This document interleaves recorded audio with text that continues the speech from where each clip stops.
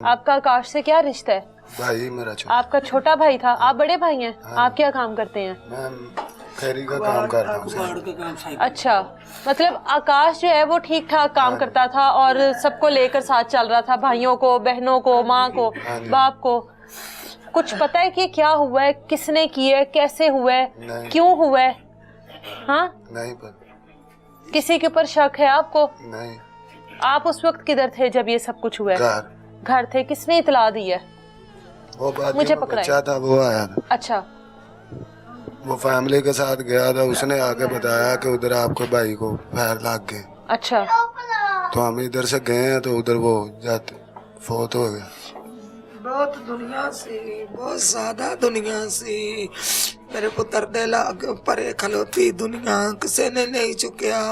तो इन्होंने वेख्या नहीं कौन आदमी है, सारा कुछ वेख्या है। जानते तो होंगे, यहाँ पर रहते हैं आप लोग, जाहिर है जिस जगह पे रहते हैं मोहल्ले वालों को पता होता है कौन किसका बेटा है, किसका भाई है। ये सारे जानते आ, जड़ा मार के गया उन्हें भी जानते, सानू नहीं बिना वजह नहीं दस दे।